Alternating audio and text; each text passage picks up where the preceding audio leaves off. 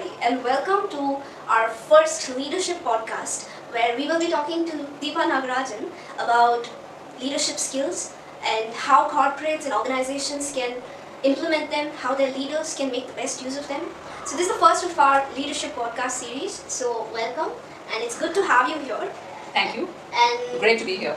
Yeah, so leadership, it's a much discussed topic nowadays. Everybody is talking about it, and it's a major buzzword in every industry. So, as somebody who's seasoned in leadership trainings, you've done it for years, I'm sure you have a lot of insights to share with everybody today. And on this candid podcast today, we have a few questions, and we'd like you to talk about some topics about leadership.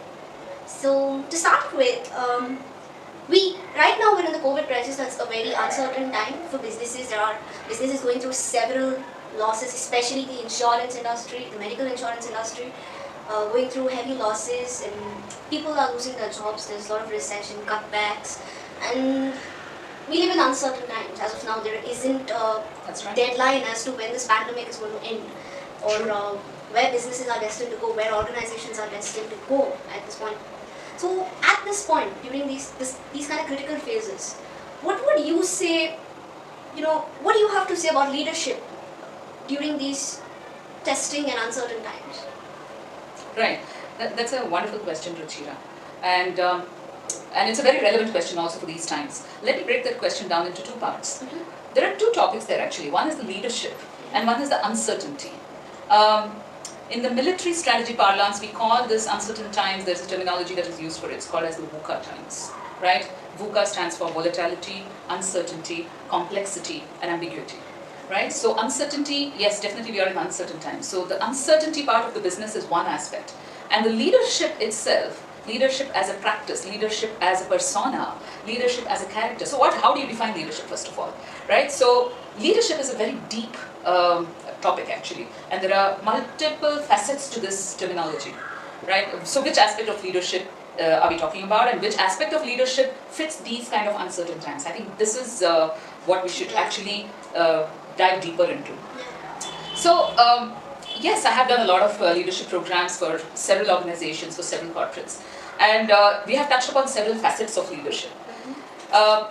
From my experience, I can share with you, and having spoken to several leaders from several industries for several years, I can tell you that leadership is a lot of things that we practice, and leadership is also a lot of things that we certainly have not even explored. There's a lot of unchartered waters when it comes to a practice or a concept like leadership, right? So leadership is it's a very deep topic, like I said, and one thing I have always, there are some commonalities that I see in several of the leadership programs that I've done, and one of the common points that I've seen is that there are certain elements of the self that goes missing in several leadership practices.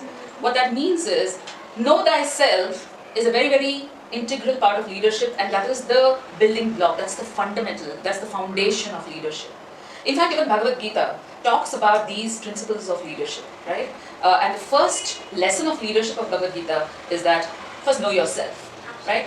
We have in our leadership coaching platform, we use a concept called the three primary fields of action, right? It talks about the intrapersonal element, the interpersonal element, and then comes the professional element. And these three elements of the leadership they're not mutually exclusive. They're very much codependent elements, and until and unless people work on their intrapersonal element and the interpersonal element to actually become a great leader in the professional arena is actually a difficult thing to do. Yeah, that's true. Alright, so the three primary fields, and this is what inspired right out of the Bhagavad Gita.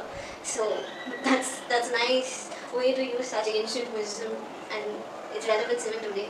So these three primary fields, could you elaborate more about it and its relevance in organizations? And Sure.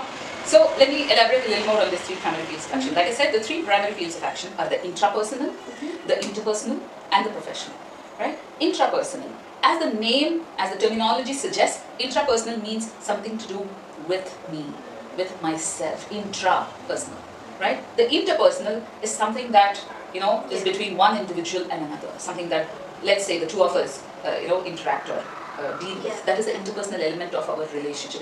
It's very much to do with the relationship element of our field of action. The third is the professional. The reason why I'm keeping the professional part separate is because today, unfortunately, in the corporates and in the professional arena, we see a lot of focus being given on the professional element.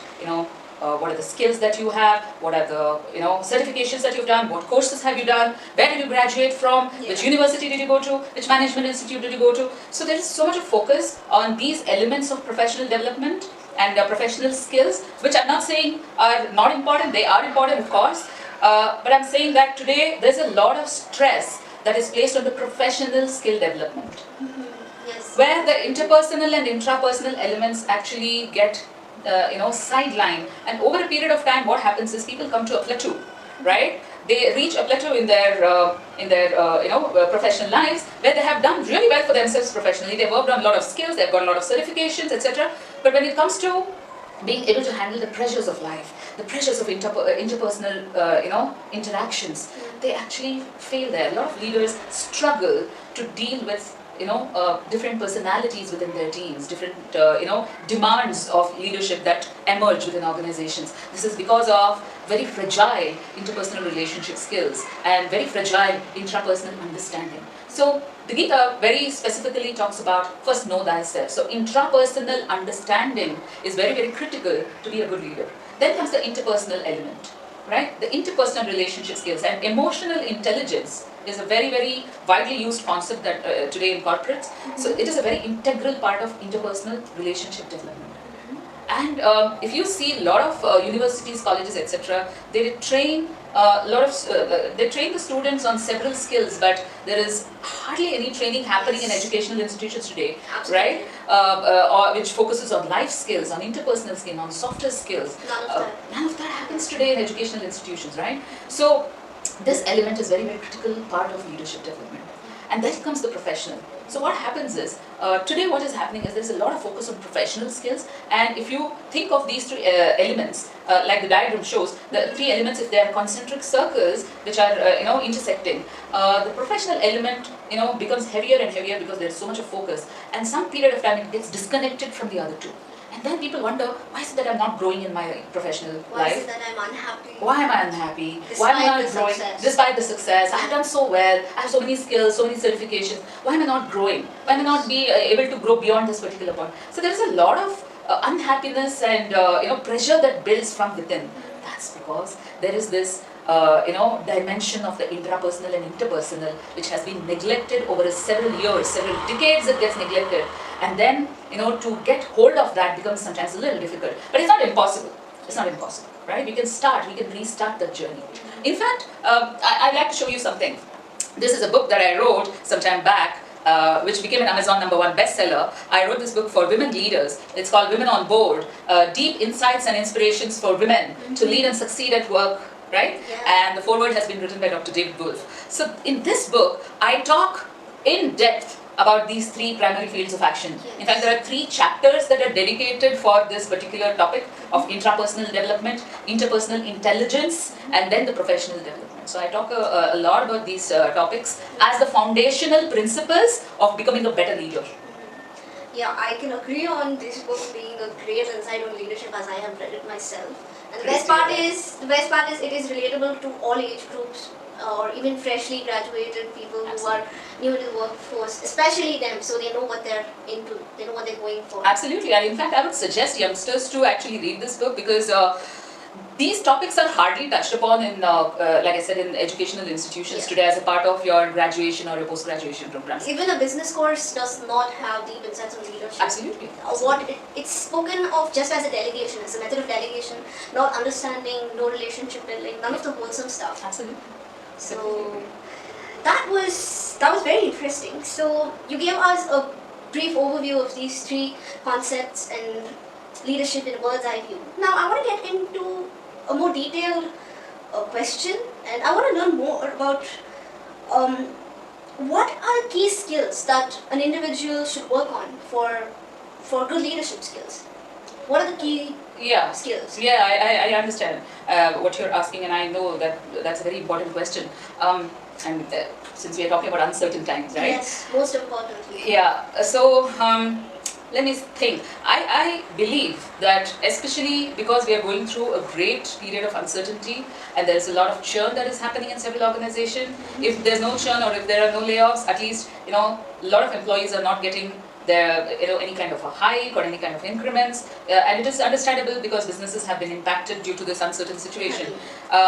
Considering the kind of situation that we are going through right now, I would place my bet on the number one skill, which is your interpersonal relationship management, IRM. Your interpersonal relationship management would be the most critical leadership skill to actually develop and work on during these times. And I think the way you connect with people, have empathic conversations with them, demonstrate your empathy, demonstrate your understanding, and create the newer solutions. Create a collaborative environment where there's codependency and cooperation. All these are outcomes of good interpersonal relationship management. And your teams are as good as you as a leader, right? So until and unless you exhibit those traits of good interpersonal relationship management, I don't think that can be an example for the rest of the team members. In fact, I would like to talk about two things here. You're talking about skills. I would take a step back and I would say traits or attitudes, right? Or the mindset.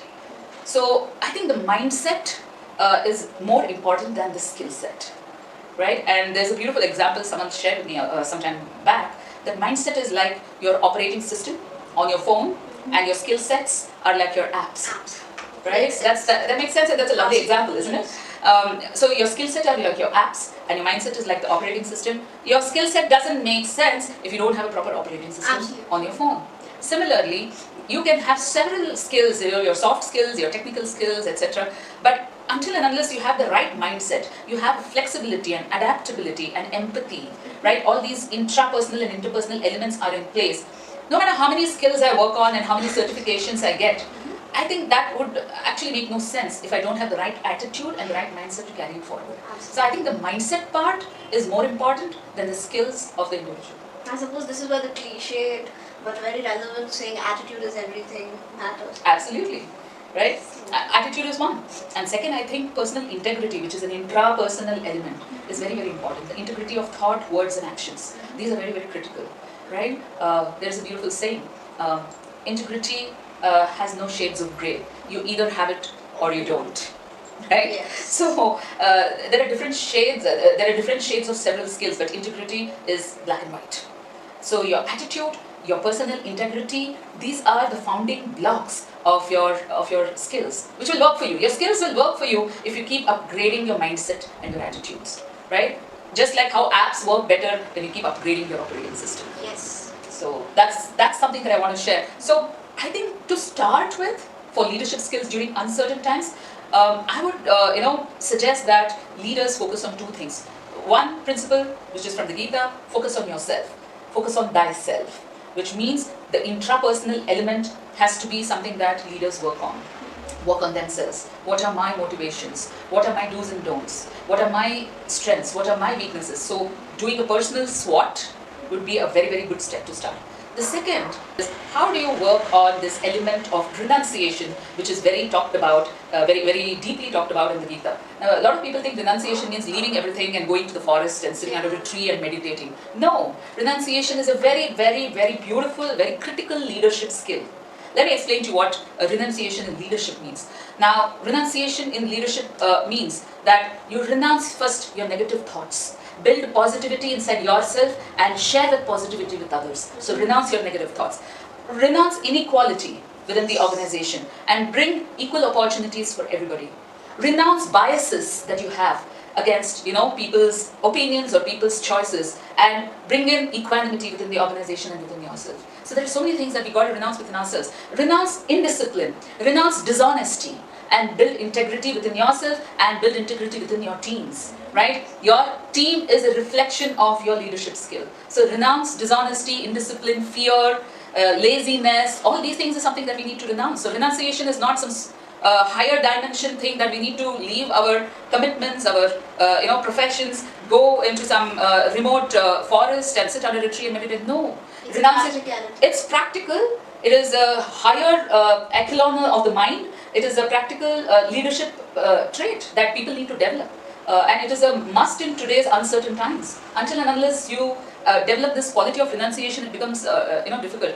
Another thing that leaders have to renounce, which I have seen in several leaders, especially who become leaders at a very young age, renounce your arrogance, renounce your ignorance. Yes. You have something to learn from everybody in the organization. Even the youngest member in the team can teach you something. So when you are open-minded and renounce your ignorance and arrogance, you can learn. You can learn from others, you can learn from even the youngest member in the team. And last but not the least, we also need to renounce short-term gains and momentary happiness. And focus on the long run. Focus on the long-term growth, long-term success, right? While keeping, taking those small steps and taking those small bites, we also need to, work on the principle of what is called as delayed gratification, right? So momentary happiness and short-sightedness should be replaced with delayed gratification, long-term vision, and the right steps to achieve that vision. So I think these are good starting steps to any kind of leadership development, and nobody becomes leader overnight. These skills take practice, these skills take sacrifice, this skill takes focus, right? And probably falling down once or twice. Yeah, fall down, you get up, and you fail, you learn from your failures. Failure brings humility, and humility is a very, very important part of leadership. So I think that's the starting point actually. Very interesting. So now that you've given us this complete wholesome view of leadership, which usually people don't, and which is completely different from so many leadership coaches I've heard and watched on YouTube and LinkedIn.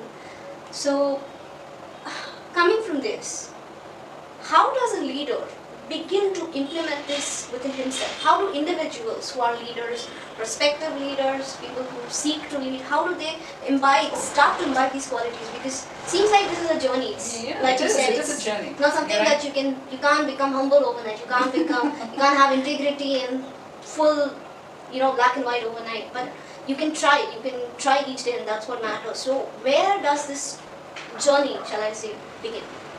I think that's a very valid question, and a lot of people struggle with this because for many times when people embark on a leadership journey in terms of how do they develop themselves to become better leaders, they are actually looking for a corner in a circular room. Yes. So it becomes like that. It becomes like looking for a corner in a circular room. So yes, I think the starting point of working on your leadership skill is very important. Which I think the starting point for that would be to understand the basic traits that I as an individual have, right? What are my qualities? Do I know myself, right? So what I do with many of my participants is there is a format in which we make them do what is called as a personal SWOT analysis. When you launch a product into the market, or in the marketing parlance, we do something called as a SWOT analysis of the market, of the product, of the organization, of several parameters. Similarly, if we look at ourselves as products of leadership, right? And if I were to do a SWOT analysis on myself, how would that SWOT analysis look? I think that's a good starting point. So that will be a good starting point to know myself. What are my strengths? And when I do this exercise, I have to be super honest with myself, right? So what are my strengths? What are my weaknesses? What are the threats that I see to achieving my goal? And first of all, what are my goals? Do I have clarity about my goals? Many times people don't have clarity about their own individual goals. And what are the opportunities that I have in front of me? And how do I take advantage of those opportunities, or what are the opportunities that I'm looking forward to, and how well aligned am I to reaching that opportunities and those goals that I've set for myself? Am I aligned to my goals, right? So this is a good starting point to do a personal SWOT, and from there it becomes a journey. There is something called as a success mindset that we need to work on, and probably in our next conversation we could talk about success mindset of a leader, right? So this is a good starting point, and I would encourage everybody to actually do a personal SWOT analysis. And for the personal SWOT analysis, we have a very beautiful template that we can share with you. So if any of the participants or viewers of ours want to get the personal SWOT template from us, please write to us at info@deepanagarajan.com. The email ID is below in the link, and we will get back to you with a beautiful template which you can use. And next conversation, we can speak about success mindset, and we will talk more about what we can do to develop our leadership skills for uncertain times and other times as well. So visit our website www.deepanagarajan.com to know more about us. And stay tuned for our next leadership podcast. We'll be seeing you soon.